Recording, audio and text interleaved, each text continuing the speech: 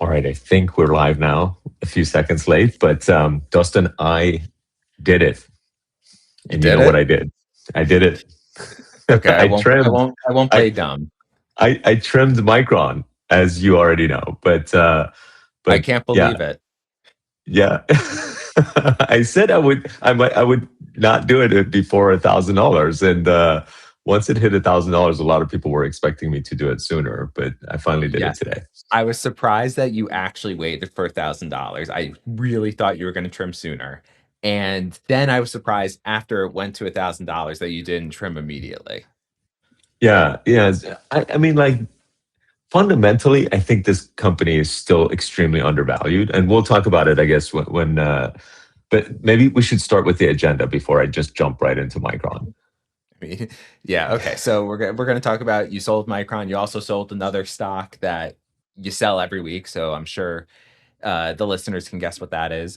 We're going to talk about Micron's EHS score was downgraded from an A to a B. So I want to break that down and talk about if that's good, bad, or irrelevant. Uh, you had a great post on Rivian. I think it was from yesterday, laying out 8 reasons why you're bullish on Rivian. So we're going to break that Okay. down. Anthropic finally filed to go public. So we'll get our thoughts on that. And one of my favorite topics, we're going to talk about Robinhood and Bitcoin. And has Mm, Robinhood officially decoupled from Bitcoin? Because it had a bit of a breakout. So we'll talk about all of that and listener questions. So, okay, let's go back to the Micron conversation. Um, okay. why did you it felt like you hesitated to sell. Like, what were you thinking? Yes.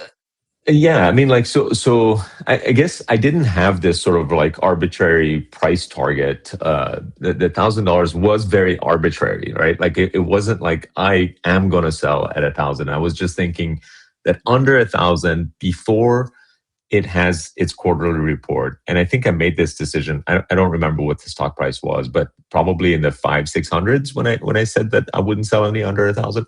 Maybe it was a little higher. I don't remember. But fundamentally, it's just been extremely undervalued this entire time since I've been starting to buy it in December. I still think it's undervalued, right? But now it has gone up more than 200% for me. So it's roughly a 3x. So In like selling 6 months. in less than 6 months. December 29th was my first purchase. So what are we, like Amazing. June 2nd? Yeah. In less than 6 months, it's gone up over 215%. It's not normal for this kind of return, but this was not a normal stock. It was extremely undervalued, again, in my view. Um, and as it has become such a large portion of my portfolio, it broke 34% this morning. I was like, okay, maybe it's time for me to de-risk a little bit. Now, here's the cool thing. When, I sold only 2.5% of my holding of Micron, but because it's more than 3 times what I paid for it, it's kind of like taking out 7.5% or almost 8% of what I put into it. Right. So Right. it's kind of nice. I mean, I don't know. I suspect I'm going to have regrets. I think it already sort of is higher than what I sold it for. So um, Yep.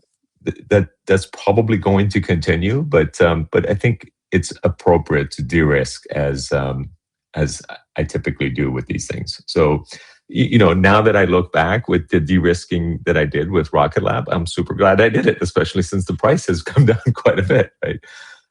Well, it's funny because in your last sale of Rocket Lab, you mentioned, this is probably going to be the last one I do for a while, not knowing that it was going to reverse, right? Like it could have Right. kept going up. Right. So Right. you just nailed that on the head. Yeah, it's just pure luck. I mean, like you can't time these things is my viewpoint on it. And I've learned as the momentum is in the upward direction, if you are going to trim slowly, and as the momentum is in the negative direction, if you're going to be a buyer, buy slowly because there might be lots of buying opportunities. So um, I've been trying to internalize that more. When I started buying Micron, it was on an upward trend. So I actually didn't buy slowly. I bought very fast and, bought some, did some more research on it, just like really loved it, doubled down literally like a day later, maybe 2 days later, and then kept buying all the way throughout throughout March, and I think April may have been my last purchase. But yeah, it's been an incredible ride with Micron in such a short period of time, which usually doesn't happen. I feel like these type of things kind of ruin investors into thinking that this is normal, and you're constantly seeking that next high of finding a stock that's going to double or triple over the course of 6 months. It's just, that's not the way investments generally work. So Totally. it's a double-edged sword. So I know you said you don't really have a price target for when to sell Micron, but do you have a portfolio allocation target? Because I know it's really getting up there in regards to your portfolio. It's just moving faster than everything else. I think even after the sell, it's still above 30% of your portfolio. Yeah, it's still something like 33% of my portfolio. I think, obviously it gets uncomfortable when something is such a high percentage of my portfolio. Conviction helps, meaning like the higher conviction that I have, the more comfortable I am with holding such a large portion. And in Micron's case, I do have really high conviction. This is still a company that its forward PE is in the 11 range. So it's a very low forward PE. There's a good chance that even that might get rated, their earnings might actually come out way above expectations, and they might actually increase their expectations for the next year of earnings. So there's a good chance that its forward PE might actually go down as it reports earnings in late June. So I'm comfortable having such a large portion of it in Micron in particular. I probably wouldn't be if it was, as you know, like Rocket Lab. If I had held on to Rocket Lab, for example, it would have been an even larger proportion than 34% of my portfolio when it hit its high of 150. But I was trimming the whole way up, so it ended up not going significantly above 20-25%. Right. It all depends on how I believe that the company or stock is overpriced or undervalued, right? Adrian, I think we have a question from a listener. Yeah. This Go ahead, person jump into it. follow up. Can you hear me? Yeah, Yes. yeah, absolutely. Can Micron be 2K at the end of the year? Anything can be any amount at any given time. I can't answer that question. I do not have a crystal ball to be able to know what the price would be. Could it be? The answer to that is always yes for almost anything. So anything is possible. But I don't count on these things. The way I view it is that if something is undervalued, I like it. If it's overvalued, I don't like it. But if it's overvalued and a great company, I might like it enough to hold on to it, knowing that in the long term, even overvalued companies can justify their current valuation in the long term. But in the short term, everything is unpredictable in my view. There's no reason why Micron should have been back in the 300s after it recorded its quarter in March, right? Like where it blew away all expectations and then raised its expectations significantly for the next quarter. But sure enough, it went from $440 a share down to $320 a share in the days following its quarterly report. So I could have never predicted that, but it did.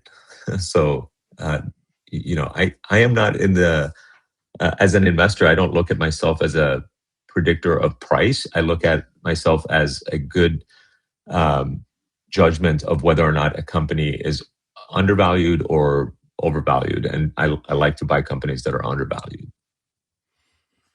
So keeping on with Micron, their earnings hub score was downgraded from a to a B.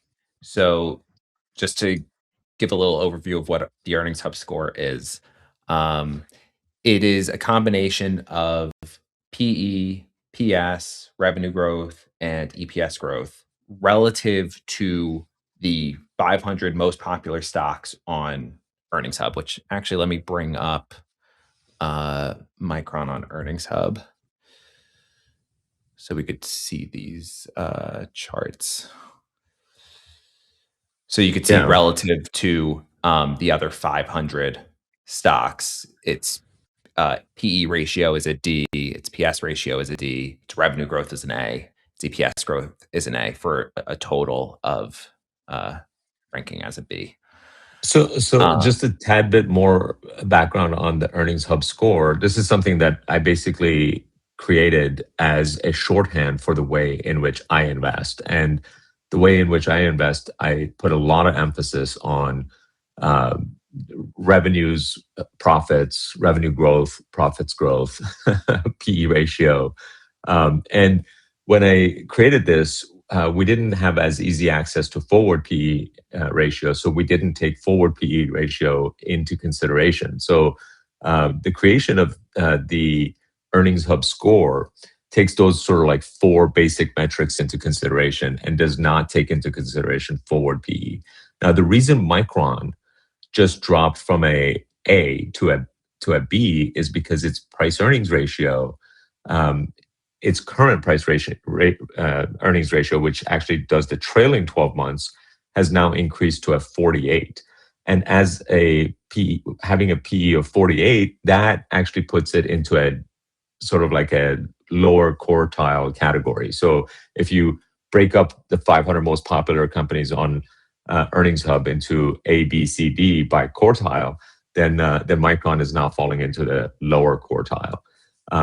But if you were to do this exact same thing for forward PE, I suspect it would be an A score, meaning it would still be in the first quartile, the top quartile. And that's the reason its score, forward PE would be, 11. And I do want to just pull this up. So this is a freeze frame from the December 29th, or roughly that time when you first bought Micron. So this was the metrics back then, where the PE was 30, the PS was 9. Right. We didn't show forward PE at the time, but I think it was around 4. Revenue growth was 45%. EPS growth was 181%. So revenue and EPS growth is actually lower here than it is now. But PE ratio and PS ratio are higher.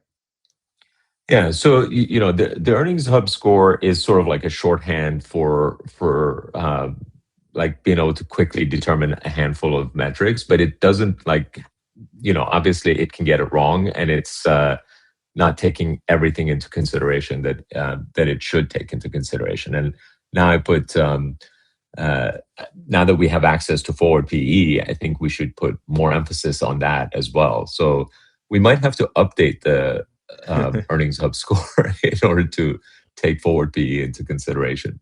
But yeah, and I think another way to look at it too is for the stocks that are getting an A, especially with the lower PE and PS ratios, it's more so saying that it's undervalued, where a B would maybe mean it's closer to a more accurate valuation. So on the grand scheme of things, maybe that would be the case. But and this is part of the warning that I put in the page that describes what the Earnings Hub score is that this is just a shorthand to help me sort of like determine, and I thought it might be useful to other people as well, to help me sort of quickly determine whether or not I want to dig deeper into a company. But it does not necessarily get it right all the time. And I currently own things that have poor scores. In fact, I think like Rivian and Bumble might have really poor scores, or at least. Rocket Lab may have a poor score now, but it probably had a decent score in the past. It's a C now. It was a D in the past, and now it's a C. Yeah, so I'm often buying things that have a score of a C or a D.